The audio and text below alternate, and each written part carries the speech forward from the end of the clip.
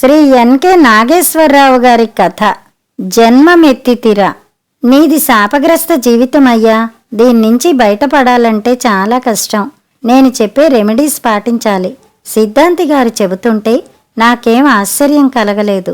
ఎందుకంటే ఊహ వచ్చినప్పటి నుంచి అనుభవిస్తున్నదేగా. ఏ రెమెడీలు అని ఆయన్ని అడగలేదు. నిశ్శబ్దంగా బయటకు వచ్చేశాను.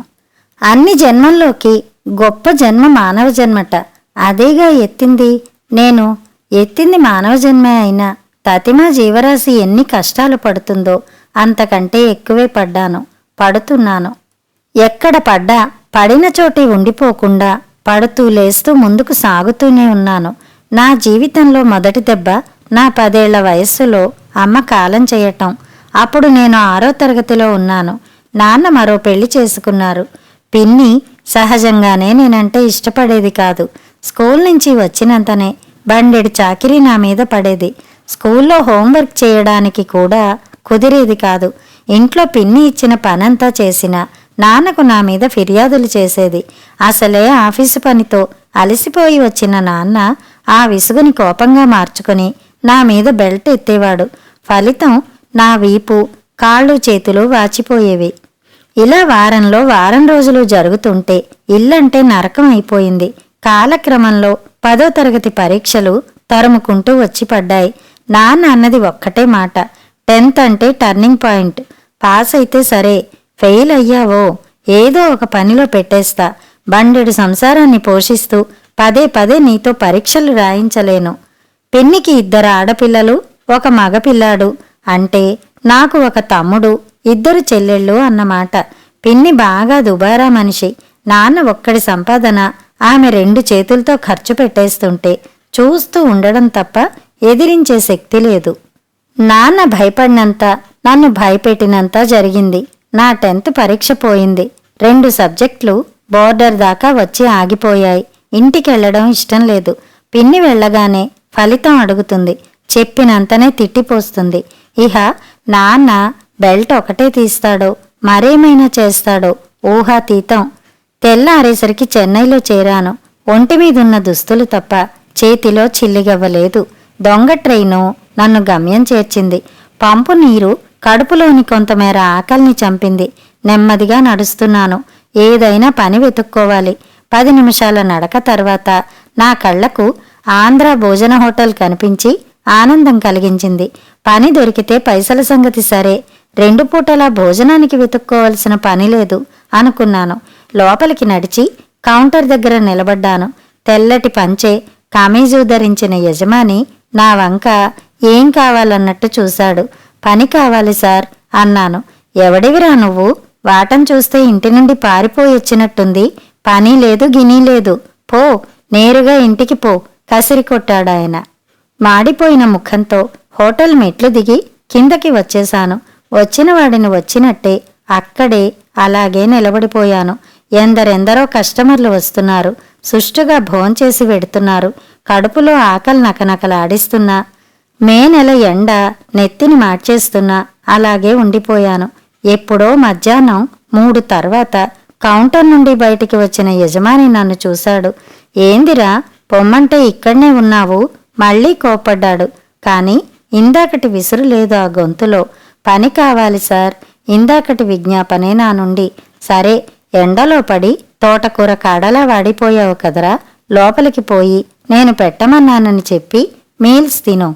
ప్లేట్లు తీసే పని చెయ్యాలి, చేస్తావా? అలాగే సార్ చెప్పేసి లోపలికి వెళ్ళిపోయాను. 6 నెలల్లో హోటల్లో ప్లేట్లు తీసే పని నుండి సప్లయర్ స్థాయికి ఎదిగించాడాయన. పగలంతా పని, రాత్రైతే నిద్ర. అంతా ఆ హోటల్లోనే. ప్రతిరోజు యజమాని నాతో అనే మాట ఒక్కటే, మీ ఇంటికి పోరాదా, టికెట్ తీసిస్తాను. అక్కడ నీ వాళ్ళు నీకోసం ఎంత బెంగ పెట్టుకుని ఉంటారో. నా నుండి ఒకటే సమాధానం, పెదవులు దాటని చిన్న చిరునవ్వు. అంతే. ఇంకో 6 నెలలు తిరగకుండా సినిమాల్లోకి ప్రవేశించాను. రెగ్యులర్గా ఆ హోటల్కి వచ్చే ఒక ఆయన హోటల్ యజమాని ద్వారా నా గురించి తెలుసుకుని తన వెంట తీసుకెళ్లాడు. సినిమాలంటే నాకు ఇష్టమే. వయస్సు అలాంటిది. లైట్ బాయ్గా చేర్చాడాయన. కొద్ది రోజులకి ఓ అసిస్టెంట్ డైరెక్టరు నా చేతిరాతని గుర్తించి డైలాగ్ పేపర్లని తిరగరాయించడం చేయించాడు నాతో. ముత్యాల కోవలా ఉన్న నా దస్తూరికి అందరూ ముచ్చట పడేవారు. చేతి రాత బాగుంటే నుదిటి రాత బాగుంటుందట ఎవరో అన్నారు. ఆ మాటకి నాలో నేనే నవ్వుకున్నాను. ఏడాది కాలంలో సినిమాల్లో ఎత్తాల్సిన అవతారాలన్నీ ఎత్తి క్లాంప్ బాయ్ ప్రమోషన్ పొందాను. ఈ 2 ఏళ్లలో ఇల్లు గుర్తొచ్చినా, నాన్న, పిన్ని, చెల్లెళ్ళు, తమ్ముడు గుర్తొచ్చినా, ఆగిపోయిన నా చదువు గుర్తొచ్చినా అలాగే మొండిగా కాలం గడిపేస్తున్నాను. అక్కడికి వెళ్లాలన్న ఆలోచనే ఒళ్ళంతా భయాన్ని నింపుతోంది. క్లాంప్ బాయ్గా యూనిట్లోని అందరికీ తలలో నాలుకలా మసలడం వల్ల నా పని సజావుగా సాగిపోతుంది. ఇంట్లో పిన్ని తర్ఫీదులో అన్ని పనులు చేయటం అలవాటు కావడంతో ఎవరు ఏ పని చెప్పినా నవ్వుతూ చేసుకుపోతున్నాను. ఆర్జన అనేది అంతంత మాత్రమే. రోజు పని దొరికితే అదే 10,000. షూటింగ్ ఉంటే ఉదయం టిఫిన్కి, మధ్యాహ్నం లంచ్కి డోకా లేదు.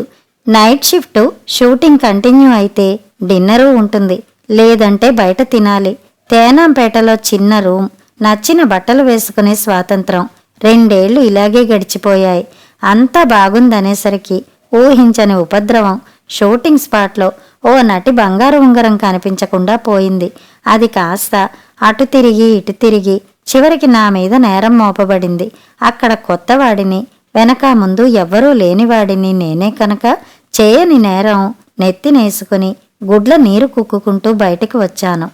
గోడ కొట్టిన బంతిలా మళ్లీ పూర్వం పనిచేసిన హోటల్కే వచ్చి పడ్డాను. విషయం తెలిసి యజమాని ఎంతగానో బాధపడ్డాడు. పోన్లే సామి, నీకు మంచి రోజులొస్తాయి, అందాక ఇక్కడే ఉండు అన్నాడు. తేనంపేటలో రూమ్ ఖాళీ చేసి హోటల్లోనే ఎప్పటిలా కాలక్షేపం చేస్తున్నాను. ఓ రోజు ఉదయం వేళ కస్టమర్లతో హోటల్ రద్దీగా ఉన్న సమయంలో ఓ పెద్దాయన లోపలికి వస్తూనే రవీంద్ర అంటూ నన్ను ఆలింగనం చేసుకున్నాడు. ఈ ఆకస్మిక సంఘటనకి తేరుకుని చూసేసరికి నా శరీరం భయం వల్లో ఉద్వేగం వల్లో తెలీదు గాని నిలువెల్లా వణకడం ప్రారంభించింది. నాన్న సంస్కారం లేని జుట్టు, ఎన్నాళ్లగానో గీయని గెడ్డం, బాగా ఉబ్బిన కళ్ళు. నాన్నను ఆ స్థితిలో చూసి నేను వస్తున్న దుఃఖాన్ని ఆపుకోలేకపోయాను. అప్పటికప్పుడు నాన్న వెంట నా ప్రయాణం. హోటల్ యజమానికి కృతజ్ఞతలు చెప్పి బయటికి నడిచాను. నేనలా ఇల్లు వదిలిపెట్టగానే నాన్నెంతగానో నా గురించి వేదన పడ్డారట. అన్ని చోట్ల వెతికారట. పోలీస్ స్టేషన్లోనూ ఫిర్యాదు చేశారట. నువ్వు అచ్చంగా పోయిన మీ అమ్మ పోలికరా, నీలో మీ అమ్మని చూసుకుంటూ బ్రతికేవాడిని. మీ పిన్ని పోరుతో నిన్ను ఎన్నోసార్లు ప్రథమ కోపంతో గొడ్డును బాదినట్టు బాదినా లోపల ఎంతో కుమిలిపోయేవాణ్ణి. ప్రయాణంలో నాన్న మాట్లాడుతూనే ఉన్నాడు. అయ్యో, కన్న తండ్రిని ఎంత బాధ పెట్టానో. ఇహ జీవితంలో ఇల్లు వదలకూడదు నిశ్చయించుకున్నాను. మమ్మల్ని చూసిన పిన్ని సంబరపడనూ లేదు, అలాగని నిరసన వ్యక్తం చేయలేదు. జీతం బత్తెం లేని పనోడు మళ్లీ ఇల్లు వెతుక్కుంటూ వచ్చాడన్న భావం ఆమె ముఖంలో తాండవమాడింది. రొటీన్ జీవితంకు మళ్లీ తెరలేచింది. 20 ఏళ్లు నా వయస్సు. అంతా సజావుగా జరిగుంటే డిగ్రీ చివరి సంవత్సరంలో ఉండాల్సిన వాడిని ఇప్పుడిలా ఢీలాగా ఇంటి పనులు చేసుకుంటూనే ప్రైవేటుగా చదవాలని నేను తీసుకున్న నిర్ణయాన్ని నాన్న సమర్థించారు. చెల్లెళ్ళు, తమ్ముడు చదువుతున్న చదువుకు సహకరిస్తూ నేను చదువుకున్నాను. గడిచిపోయిన కాలం విద్యకు దూరం చేసినా బ్రతుకు తెరువు నేర్పింది. ఎక్కడ బ్రతకడానికైనా చదువు ఒక్కటే మెరుగైన సాధనమన్న విషయము తెలిసింది. గురి తెలిసినప్పుడు సాధన కూడా అటువైపే సాగుతుంది. ప్రైవేటుగా నేను పడ్డ కష్టం ఫలించి డిగ్రీ పట్ట నా చేతిలో పడింది. 10 తప్పిన నాకు ఇది లభిస్తుందని చెన్నైలో ఉండగా ఎప్పుడూ అనుకోలేదు, ఊహించనూ లేదు. సిద్ధాంతి ఎప్పుడో నీది శాపగ్రస్త జీవితమయ్యా అన్న మాట గుర్తుకొచ్చి నవ్వుకున్నాను. అలా నవ్వుకోవడం ఎంత తప్పో ఆ మన్నాడు తెలిసింది. గుండెపోటుతో నాన్న కాలం చేశాడు. రాత్రి మంచం మీద పడుకున్న ఆయన పొద్దున తిరిగి లేవలేదు. నిద్రలోనే స్ట్రోక్ రావడం, అలాగే ప్రాణం పోవడం జరిగిపోయాయి. పెన్షను, కారుణ్య నియామకం వంటివి ఏమీ లేని ఉద్యోగం ఆయనది. ఆ రోజంతా పిచ్చి పట్టిన దానిలా ఏడ్చింది పిన్ని. ఫలితం పూర్తిగా పిచ్చిదైపోయింది. బెంగటిల్లిపోయిన పిల్లల్ని దగ్గరికి తీసుకున్నాను.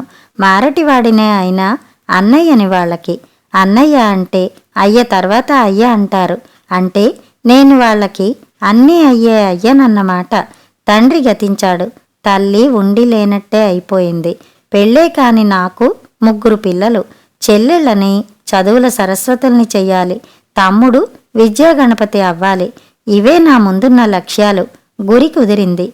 అందుకు తగినట్టుగా సాధన మొదలయ్యింది. కథ సమాప్తం.